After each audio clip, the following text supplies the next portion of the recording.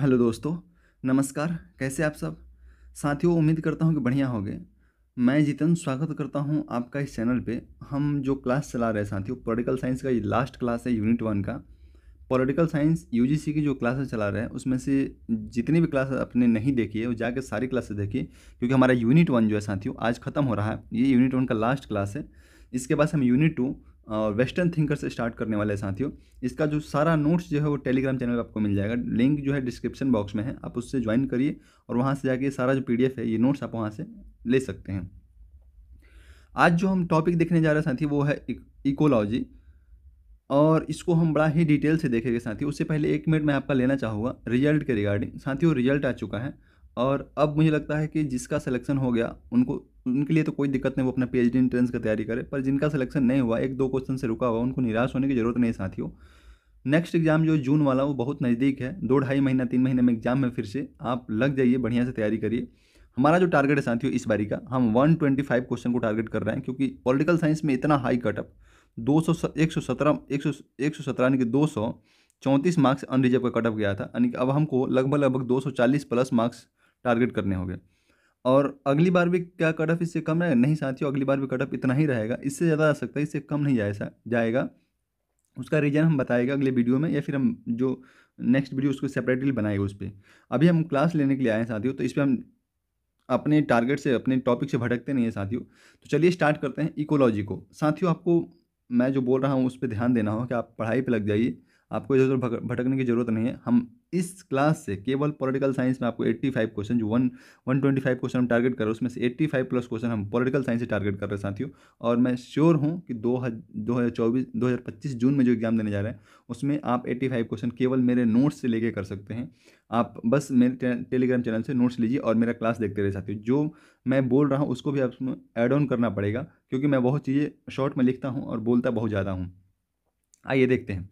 Ecology शब्द जो है साथियों, इकोलॉजी शब्द का सर्वप्रथम प्रयोग जो है वो अर्नेस्ट हैकल के द्वारा किया गया था 1866 में। इन्होंने एक बुक लिखा था, generally morphology der organism organism man. ये साथियों देखिए, ये जो इंग्लिश लिखा हुआ आपको लग रहा होगा जनरली, जो जनरल मैं बोल रहा हूँ तो जनरली क्या स्पेलिंग का, तो ये इनका बुक का नाम है साथियों। और ये ब्रिटेन का है, तो वो इसी तरीके से यही नाम उन्होंने दिया था, तो यही लिखा गया है। ये बुक का नाम है इनका, अर्नेस्ट हैकल का बुक है, 1866 में लिखते हैं। और इसी बुक में इन्होंने सर्वप्रथम प्रयोग जो है वो इकोलॉजी शब्द का जो है प्रयोग किया था। ये आपको याद रखना होगा, क्योंकि ये यूजीसी में एक बार पूछा हुआ अभी तक, और नेक्स्ट टाइम बिल्कुल पूछेगा, क्योंकि कभी भी पूछ सकता है। तो एक बार इन्होंने पूछा हुआ, यूजीसी ने एक बार पूछा हुआ कि इकोलॉजिज्म जो शब्द है उसका शब्द सबसे पहले प्रयोग किसने किया था, तो अर्नेस्ट हैकल ने किया था, और ये यूजीसी ने पूछा हुआ था। आपको इसको याद रखना होगा साथियों। आगे देखते हैं। इकोलॉजी सब जो टर्म है साथियों, ये एक विचार जो है अभी, क्योंकि एक तो एक टर्म है, लेकिन अब एक विचार के रूप में जो डेवलप हुआ वो एक समकालीन विचार है। इसको हम ग्रीक एज वगैरह में जाके, या फिर बहुत एंशियंट मेडाइवल में जाके, एंशियंट मेडाइवल हिस्ट्री में जाएंगे तो वहाँ पे ये शब्द नहीं देखने को मिलता है। क्योंकि ऑब्वियस सी बात है, पर्यावरण की चर्चा जो अभी होने लगी है, पर्यावरण औद्योगिक क्रांति के बाद से पर्यावरण को नुकसान हो रहा है, तो इसीलिए ये समकालिक विचार है। बहुत पुराना विचार नहीं है, बहुत ट्रेडिशनल विचार नहीं है, ये समकालीन विचार है साथियों।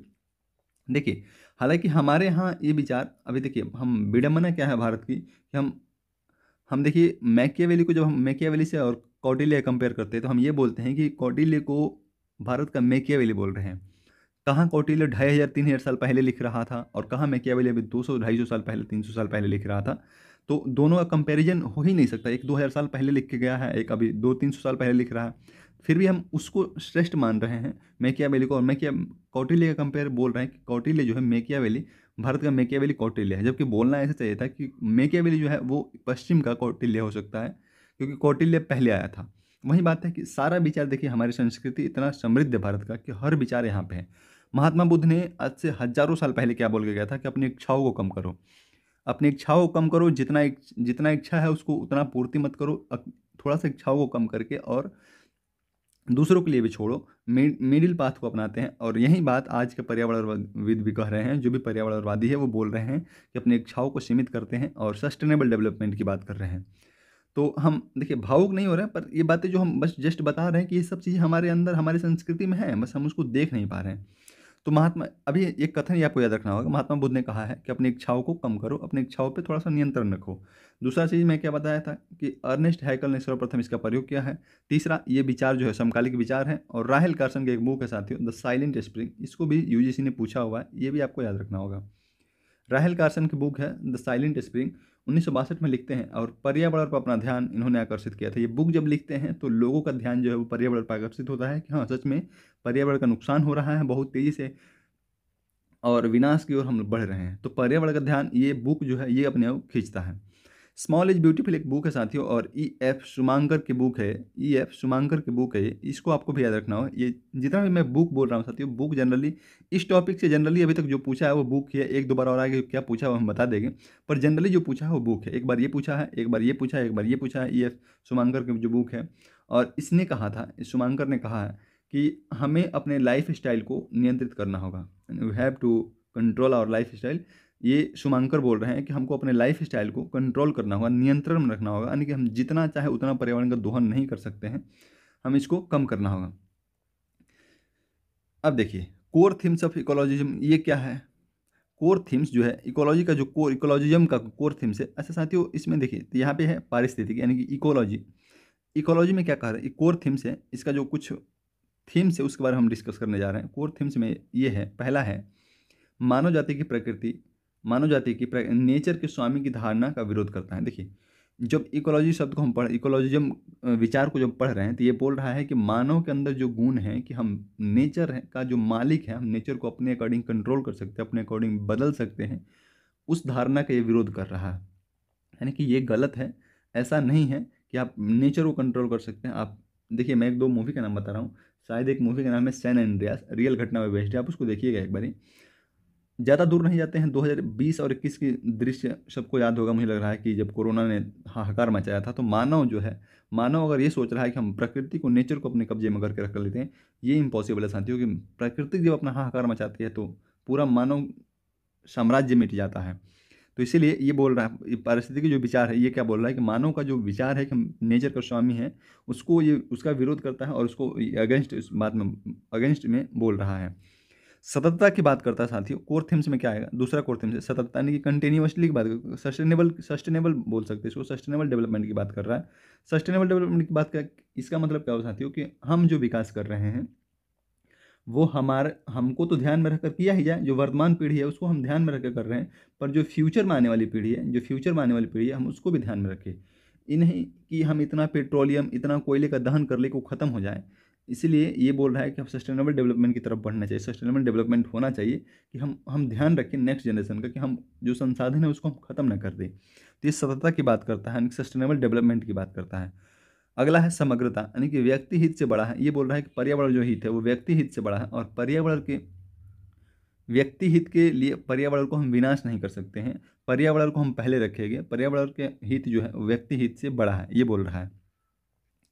पर्यावरणीय नैतिकता की बात करता है साथी। पर्यावरणीय नैतिकता यानी कि पेड़ को नहीं काटो, पर्यावरण को जो विनाश हो रहा है उसको रोको। जो अगर हम कुछ औद्योगिक क्रांति करके हम वायुमंडल में कार्बन डाइऑक्साइड, मीथेन वगैरह छोड़ रहे हैं उसको कंट्रोल करते हैं, हम सस्टेनेबल डेवलपमेंट की बात कर, सस्टेनेबल डेवलपमेंट की ओर बढ़ते हैं, हम वो जो नवीकरणीय ऊर्जा है उसका इस्तेमाल करते हैं, अनवीकरणीय ऊर्जा का यानी कि रिन्यूएबल एनर्जी की बात हम इस्तेमाल करें, ताकि जो प्रकृति को नुकसान जो हो रहा है उसको, उसमें कमी आए। नैतिकता, नैतिक रूप से हम इसको बढ़ाएं। पर्यावरण नैतिकता की बात कर रहा है, मतलब यही हुआ जो मैं बोल रहा हूँ। कोर थीम्स तो ये हो गए साथियों। आगे हम देखते हैं, बहुत बड़ा टॉपिक है नहीं है, इसमें जो पूछता है वो आप समझ रहे हैं कि दो तीन चीज़ ही है जो उसको फैक्ट है वो याद रखना होगा आपको। बहुत आगे एक गया परिकल्पना साथियों एक बार पूछा हुआ है, इसको भी आपको ध्यान रखना है। गया परिकल्पना में क्या है कि ये लोग मानते हैं कि पृथ्वी जो है एक सजीव की भांति व्यवहार करती है और अपने आप को बनाए रखती है। और ये बात सही भी है साथियों। जो अगर पूरा ही इकोलॉजी को आप पढ़िएगा, इकोलॉजी इन्वायरमेंट को पढ़िएगा, तो वहाँ पे सब गया परिकल्पना वगैरह बहुत ही अच्छे से पढ़ना होता है। यहाँ पे तो एक छोटा सा टॉपिक के रूप में पढ़ना है इसको। देखिए गया परिकल्पना में क्या है, गया हाइपोथेसिस जो उसमें क्या बोलता है कि पृथ्वी एक स्विनियमन जटिल प्रणाली है, और यह पृथ्वी को एक जीवित प्राणी की भांति मानते हैं। अपना जो ये प्रक्रिया है, अपनी क्रिया है वो स्वयं कर लेता है, स्वयं, जैसे किसी चीज़ का नुकसान हो रहा है तो स्वयं ही उसको पूर्ति कर लेता है, और एक जीवित की तरह ये लोग मानते हैं। पृथ्वी एक जो जीवन जो दे सके, यानी कि जीवित प्राणी की भांति ही ये लोग देख रहे हैं इसको। आगे देखते हैं इसमें क्या है। जेम्स लेवलॉक और लीन मार्गोलिस द्वारा 1917 में दिया। ये गया परिकल्पना देते हैं साथियों। ये दो नाम आपको एकदम ही कंठस्थ कर लेना है, याद कर लेना है ये, क्योंकि ये पूछ सकता है साथियों। जब ये पूछ दिया तो ये भी पूछ सकता है कि ये गया परिकल्पना से संबंधित कौन कौन से नाम है, ये पूछ सकता है। प्रकार साथियों देखिए, इसमें प्रकार की बात करें गया परिकल्पना, इसका प्रकार इको सोशलिज्म, इको अराजकतावाद, इको नारीवाद। अब देखिए इकोलॉजी के बारे में कौन, जैसे हम जब भी पढ़ रहे थे, हम जैसे अधिकार पढ़ रहे थे, हम ये देख रहे थे अधिकार के बारे में मार्क्सवादी क्या बोलेगा, अधिकार के बारे में समाजवादी क्या बोलेगा, अधिकार के बारे में नारीवादी क्या बोलेगी। इसी तरह से डेमोक्रेसी को पढ़ रहे थे तो वहाँ भी यही देख रहे थे, हर चीज़ को, अधिकार को पढ़ रहे थे, न्याय को पढ़ रहे थे, वहाँ भी यही देख रहे थे। ये इसी तरह से हम जब इकोलॉजी को पढ़ रहे हैं तो वहाँ पे भी यही देखेंगे सोशलिज्म जो है वो इकोलॉजी के बारे में क्या बोल रहे हैं।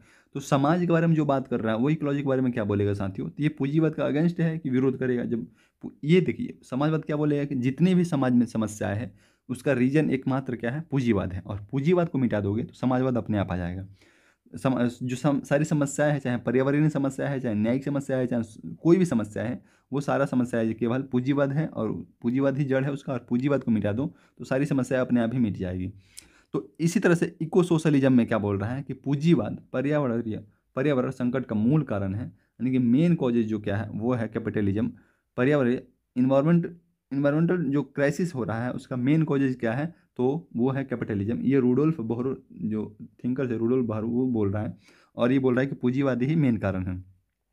इको अराजकतावाद क्या बोलेगा साथियों, तो कह रहा है कि पर्यावरण को खुला छोड़ दो, स्वतंत्र छोड़ दो, राज्य विहीन समाज में संभव, ये बोल रहा है। देखिए इसको मैं थोड़ा सा आपको तोड़ रहा हूँ। ये कह रहा है कि पर्यावरण को खुला छोड़ दो, उस पर आपका कोई कंट्रोल नहीं करना चाहिए, कुछ भी मत करो, ना ही उसको बढ़ावा दो ना ही उसको खत्म करो, आप कुछ मत करो, उसको छोड़ दो। और ये तभी संभव हो सकता है जब राज्य ना हो, स्टेट ना हो, यानी कि स्टेट विहीन समाज में ही संभव हो सकता है। जैसे पहले क्या था, जब हम आदिवासी ज़माने में रहते थे, कोई एक दूसरे को नहीं जानता था, कोई राज्य नहीं था, तो वहाँ पे पर्यावरण जो था खुला था, अपने आप उसका विकास होता था, अपने आप विनाश होता था। और इसलिए इसीलिए ये भी बोल रहे हैं कि पर्यावरण को क्या करो, आप खुला छोड़ दो। स्टेट जो है, स्टेट ही मेन कॉज है, पर्यावरण का नुकसान जो हो रहा है उसका स्टेट ही मेन कॉज है। तो इसीलिए स्टेट को हटाओ, स्टेट को मिटाओ और पर्यावरण को खुला छोड़ दो। तो ये स्टेट को मिटाने की बात कर रहे हैं साथियों, पर्यावरण को बचाने के लिए स्टेट को मिटाने की बात कर रहे हैं। नारीवादी क्या बोलेगा, सिंपल सी बात है कि पुरुष ही सबका जिम्मेवार है, अगर पर्यावरण का नुकसान हो रहा है तो पुरुष ही जिम्मेदार है और कोई नहीं हो सकता। मेरिडली या जीन इकोलॉजी, देखिए ये बोल रही है प्रकृति में नारीवादी है, पितृसत्ता को खत्म कर दो। ये बोल रहे हैं कि पितृसत्ता को खत्म कर दो, पितृसत्ता ही मेन रीजन है पर्यावरण नुकसान हो जो हो रहा है उसका।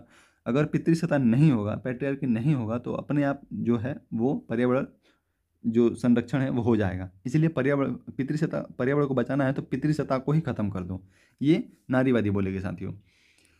आगे बढ़ते हैं और देखते हैं इकोसिस्टम। देखिए इकोसिस्टम को दो भागों में बांटते हैं, एक होता है शैलो इकोलॉजी और एक डीप इकोलॉजी। डीप इकोलॉजी की बात किसने करता है, अर्नेनेस।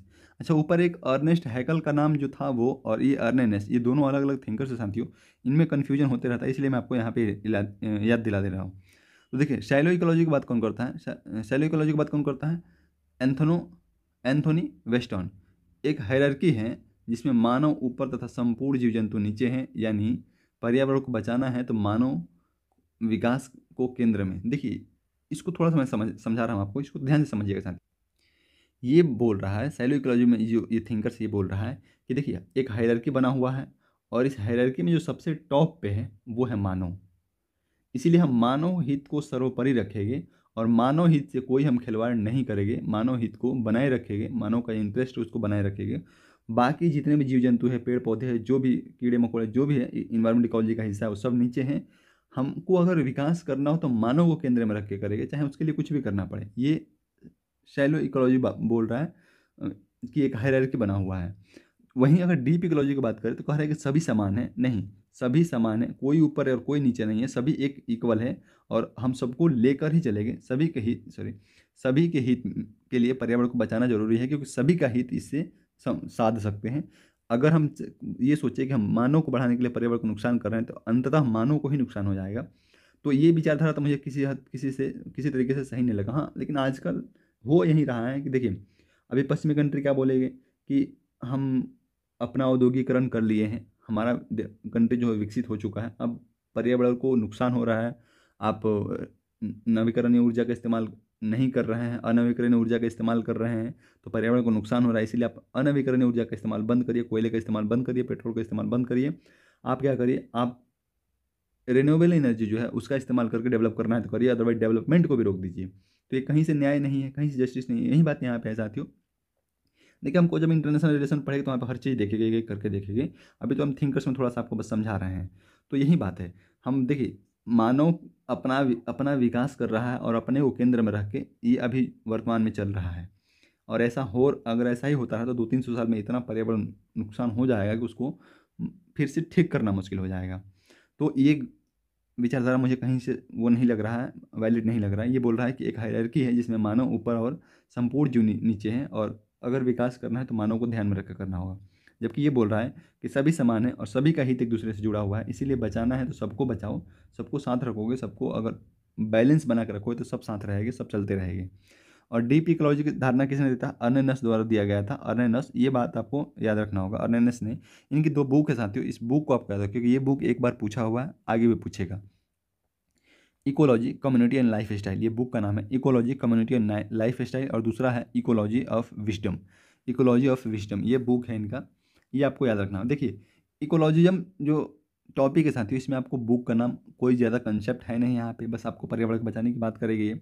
और कंसेप्ट तो यहाँ पे ना के बराबर, केवल फैक्ट है, फैक्ट ही आपको याद रखना होगा। और फैक्ट में क्या है सबसे ज़्यादा? बुक का नाम। मरे बुक चीन का 3-4 को बुक है साथियों, इसको आपको याद रखना होगा। Post scarcity anarchism, post scarcity anarchism, ecology of freedom, remarking society, re enhancing humanity, enhancing humanity, our synthetic environment, ये बुक का नाम है साथियों, और इसको आपको याद रखना होगा।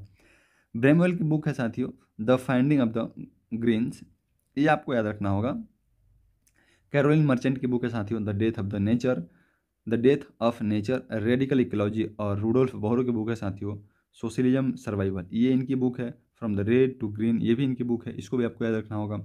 कुछ और बुक है साथियों, कुछ और बुक है, इसको भी आपको याद रखना होगा क्योंकि ये देखिए ये कई कई बार पूछा हुआ है साथियों, इसलिए आपको इसको, चाहे आप असिस्टेंट प्रोफेसर किसी स्टेट का प्रिपरेशन कर रहे हैं, चाहे आप यूजीसी का, चाहे आप सेट का प्रिपरेशन कर रहे हैं, ये सब जो फैक्ट है इसको आपको कंठस्थ करके रखना पड़ेगा। अर्लिच एंड हरिमन का बुक है साथियों, how to be a survivor, ये बुक है इनकी, how to be a survivor.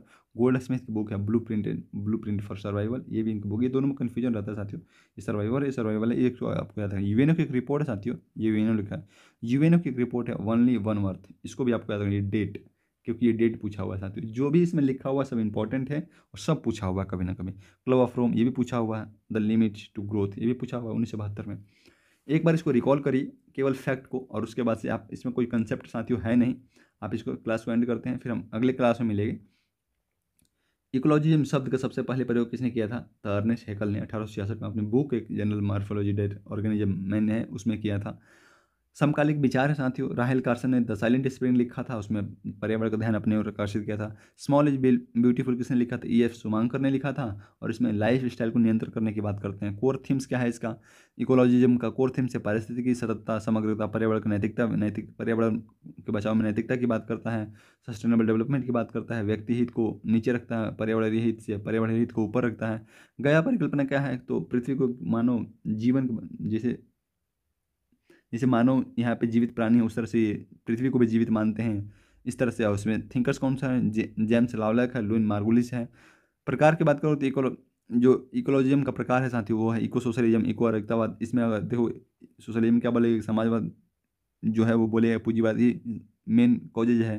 अराजकतावाद क्या बोले? स्टेट कॉजेज है। नारीवादी क्या बोलेगा? पुरुष कॉजेज है इसका, जितने पर्यावरण को नुकसान हो रहा है।